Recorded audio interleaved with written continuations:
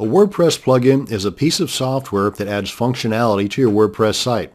Now this video is going to show you how to locate, add, and activate plugins for your WordPress site. Now to do this, we need to log into the dashboard area of our site, and I've already done that here. If you've not or haven't done so before, just put the URL to your WordPress site up here in the address bar of your browser, follow that by a /wp-admin, hit enter, and then a box is going to pop up asking for your login credentials.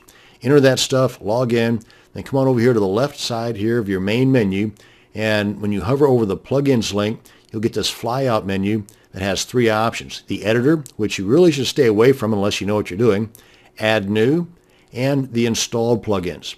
Now you can get to the add new section from here within installed plugins. So let's go ahead and check this out. And this shows you a list of all the currently installed plugins on your site. Those that are currently installed but not activated will have the activate link here just below the title. Those that are activated will have a deactivate link just below the title. As you can see here, the delete feature is not available to those that are currently activated.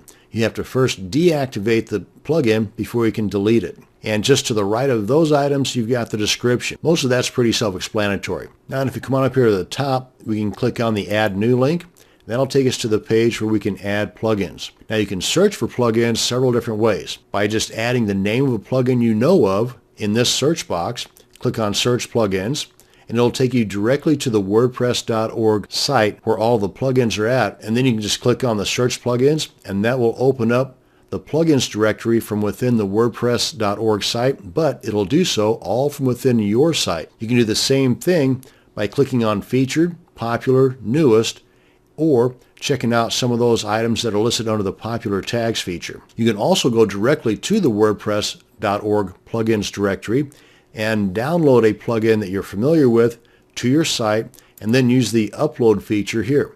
Now all of these will install a zipped folder that contains the plugins files. Another way you can install a plugin is by way of an FTP client like FileZilla, for example, but that method requires you to unzip the plugin folder first. So let's go ahead and demonstrate installing and activating a plugin from within our WordPress site, and then I'll show you how to do it outside of WordPress using that FTP client. So let's go ahead and check out Featured, and it'll bring us to the wordpress.org plugins directory, but again, right from within our site. And we can just go through here and search for one that looks pretty interesting to us. Well, let's go ahead and install the Tumblr importer, because maybe I've got posts or content on my Tumblr site that I want to import over to my new WordPress site.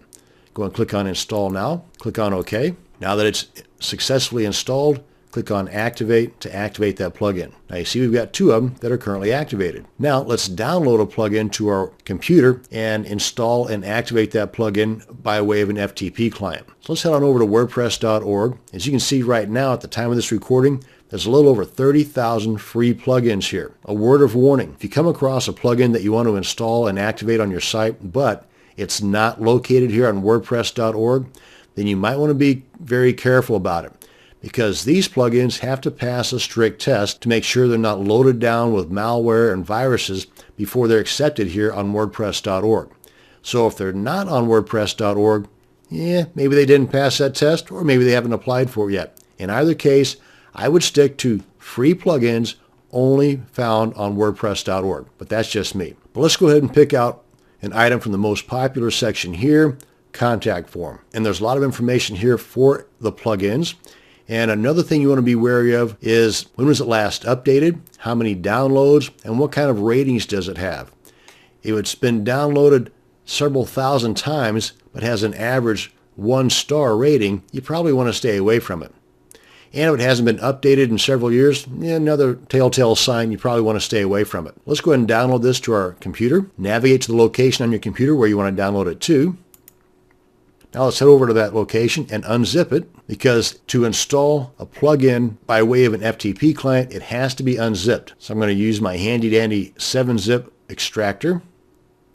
And another thing too, depending upon how you extract these plugins, you want to make sure that what you're uploading to your server through that FTP client is a folder that contains the contents, not a folder that contains the folder that contains the contents. Okay, that folder contains the contents. It doesn't have another folder inside of that one that says Contact Form 7 that then contains the contents. Hopefully that made sense. Anyway, and that's what I'm going to be uploading to my server by way of my FTP client called FileZilla. Now, I've already logged in, and you want to make sure that you're uploading that to the proper directory, and that is inside of your root directory. You'll see a folder titled WP-content.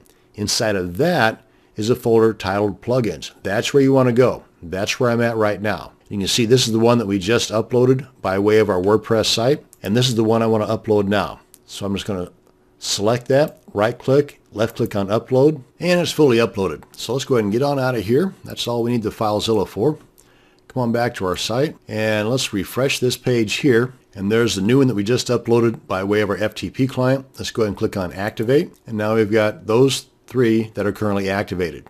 Now, if we wanted to delete these plugins, you can do so individually or in bulk. But remember, first we have to deactivate them. So I'm going to select both of those, come up here to the bulk actions drop-down, click on deactivate, click on apply. Then we're going to select those again. I'm going to go ahead and add Hello Dolly to the deletion process. And then come on up here to the bulk action drop-down, click on delete, click on apply. Then you get this warning message. Yes, I want to delete these and the data within them, and there we are. Now, in closing, some people will say that having too many plugins will slow down your site. That's not altogether true. What might be true with that statement is that having too many badly coded plugins will slow down your site. Because I've seen some sites that have 30 or 40 or more plugins that have an excellent load time, and then I've seen other sites that have 5 or 10 plugins that have a terrible load time. So again, it's not so much the number of plugins that you have installed, it's how well coded those plugins are. And that's going to bring us to the end of this video on WordPress plugins. Thanks for watching, and you have a great day.